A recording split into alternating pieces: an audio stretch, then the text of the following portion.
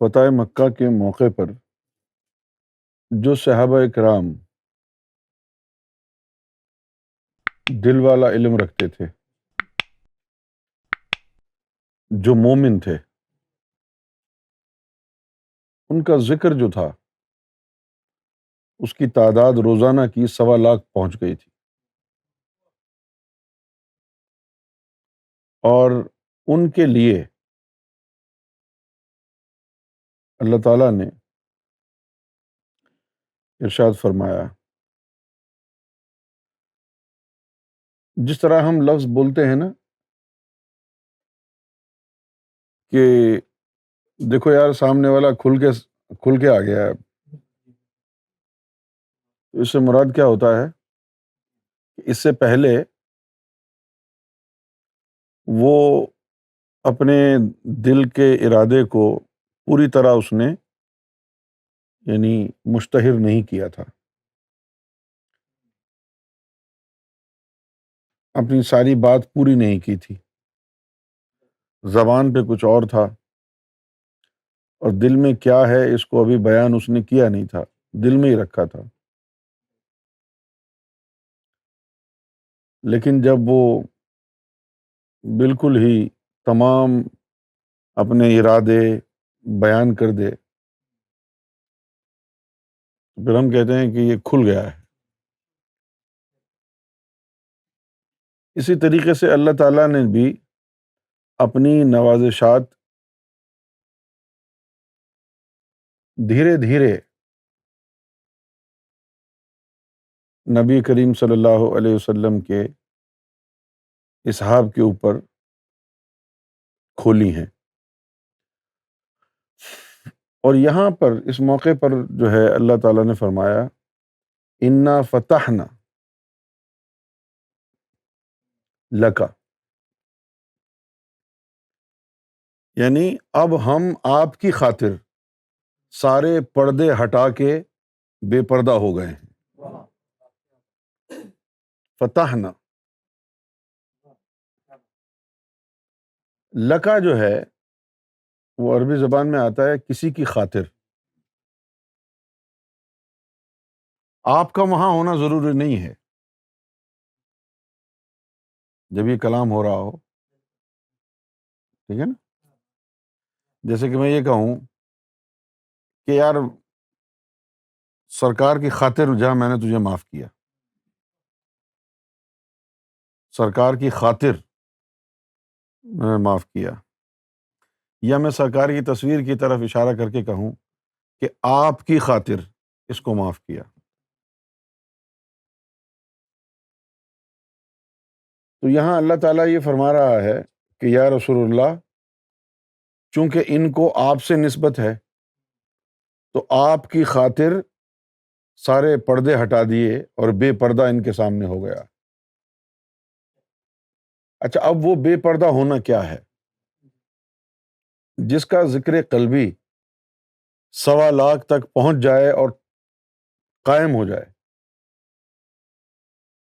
جس طرح آپ ویٹ لفٹنگ کرتے ہیں، 100 کلو اٹھاتے ہیں، 200 کلو اٹھاتے ہیں، تو اس کے لیے ضروری ہے کہ اٹھانے کے بعد آپ یہ دکھائیں کہ اسٹیبل ہیں، لے کے کھڑے رہیں۔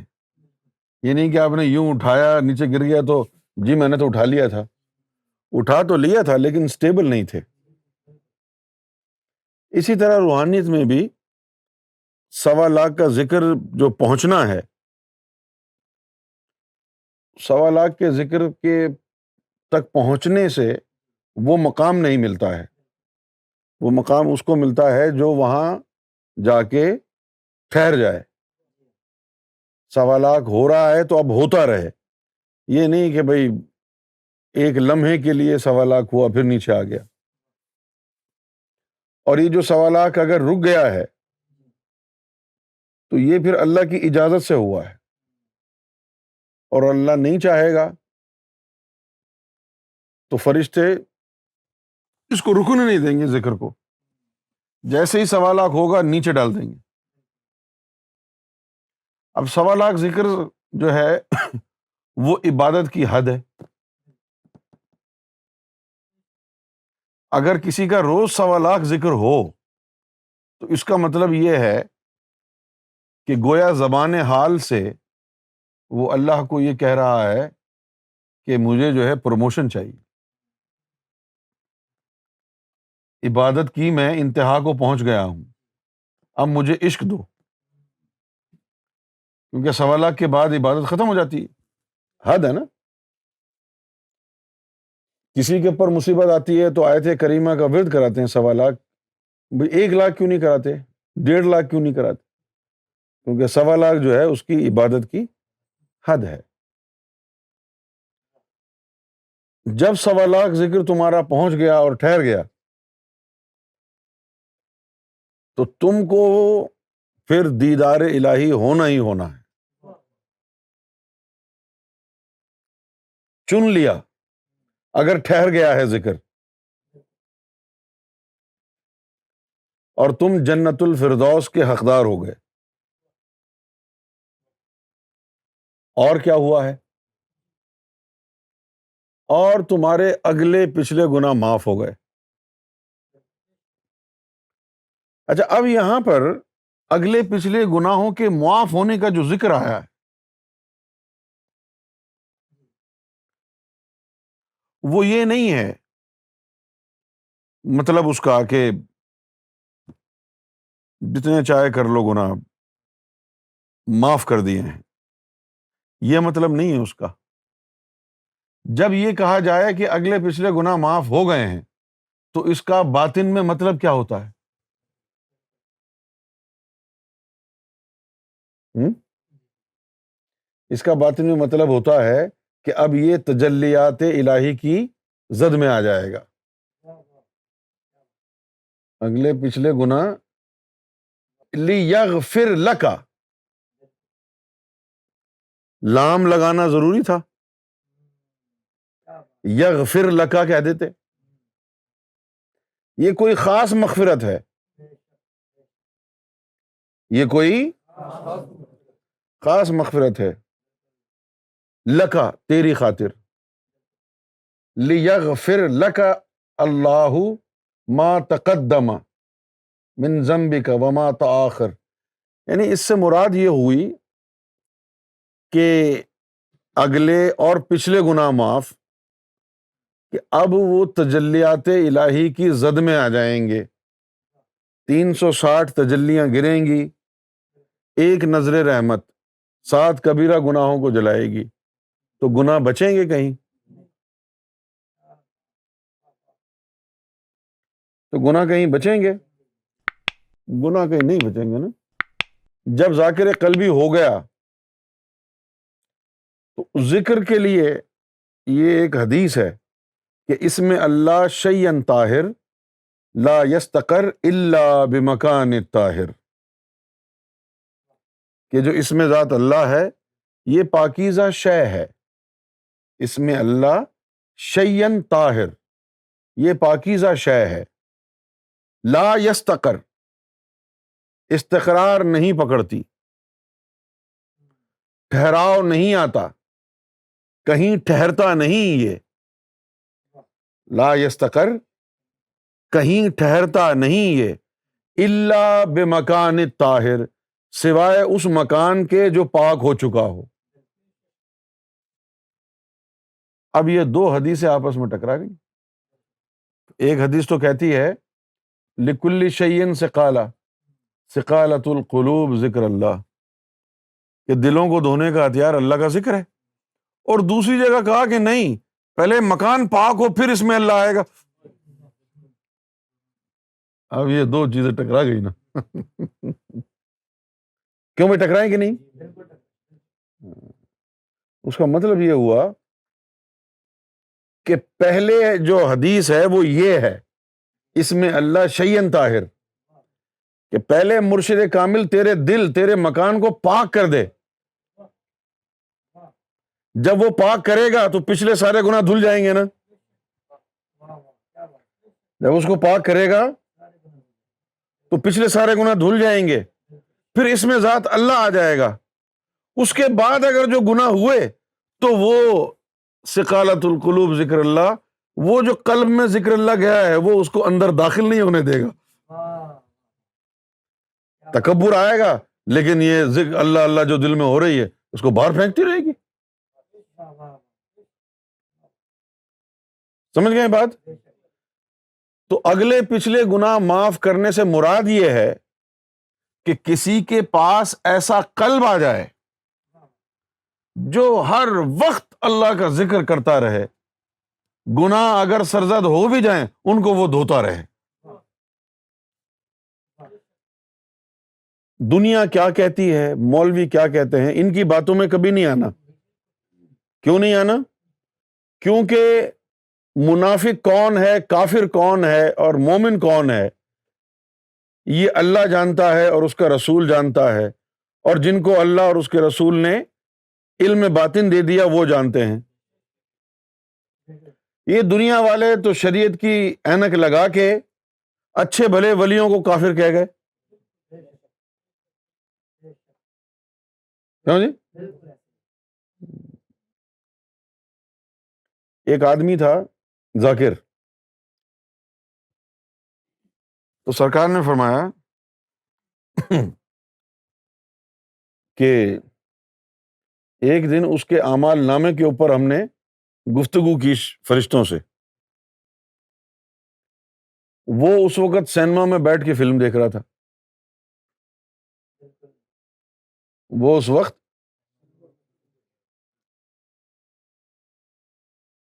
تو سرکار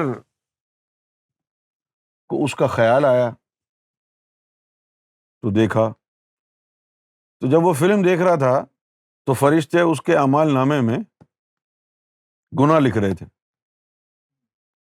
تو سرکار فرماتے ہیں کہ ہم نے اس سے پوچھا کہ یہ کیا لکھ رہے ہو تم؟ تو فرشتوں نے کہا کہ ہم تو گناہ لکھ رہے ہیں. تو آپ نے فرمایا لیکن اس وقت تو اس کا قلب اللہ کے ذکر میں تھا. تو فرشتوں نے کہا اچھا. ابھی وہ اچھا کہنے میں ہی تھے کہ وہ جو گناہ کیا تھا وہ دل کے ذکر نے دھو دیا. وہ فرشتے دیکھنے لگے وہ گناہ کدھر گیا. فرشتے دیکھنے لگے وہ گناہ کدھر گیا. اب وہ مقام روحانی ایسا بھی ہو گیا عام آدمی کا کہ فرشتوں کو بھی جو ہے چکمہ لگا دیا، فرشتوں کو بھی دھوکا ہو گیا. تو کسی کے بارے میں کیا جانتا ہے کہ کون کافر ہے کون منافق ہے؟ کیوں جی؟ ہاں، جب اس کی روحانی کیفیت کا تجھے بھی پتہ، فرشتوں کو پتہ نہیں ہے. یعنی یہ جو کرامن کاتبین ہیں ان کو پتہ نہیں ہے کہ وہ کیا کر رہا ہے، کس حال میں ہے. اسی طرح داتا علی حجویری رحمۃ اللہ علیہ ایک بازار سے گزرے تو چلتے ہوئے انہوں نے دیکھا کہ ایک کپڑا بیچنے والے کی ایک دکان ہے اور بھیڑ لگی ہوئی ہے اور وہ بڑے ہی انہماک سے اپنی تجارت میں مصروف ہے.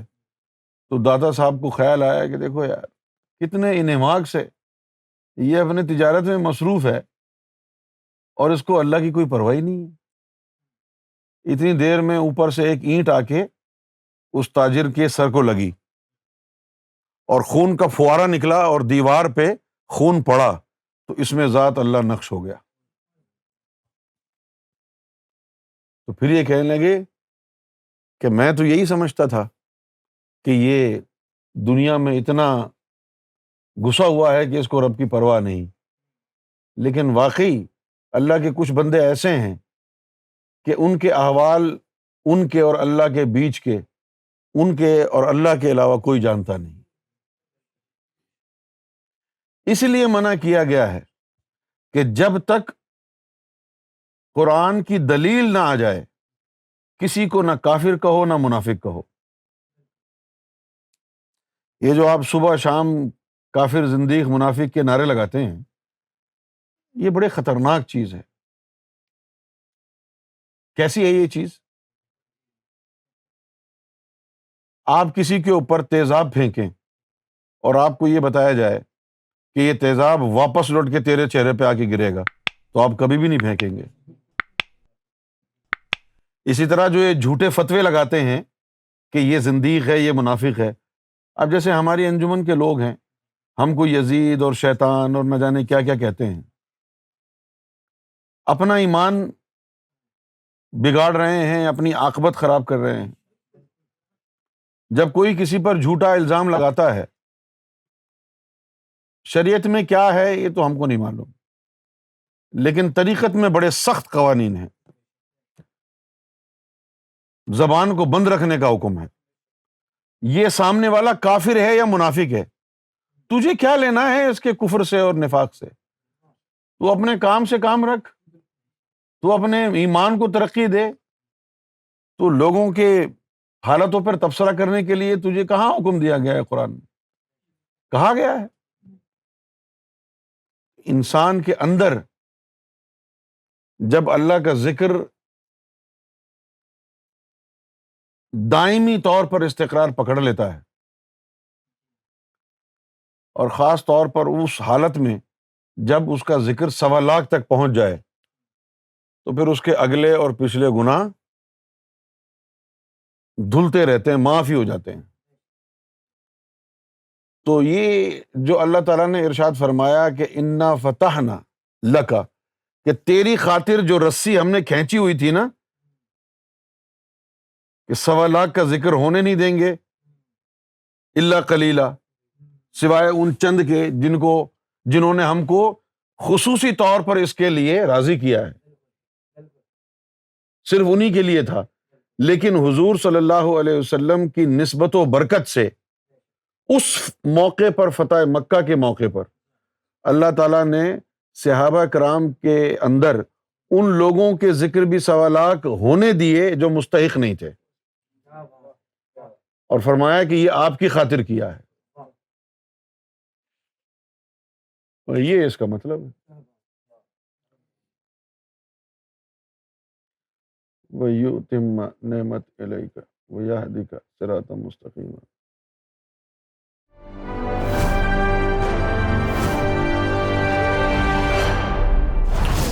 TV, bringing light, love, and peace in your life.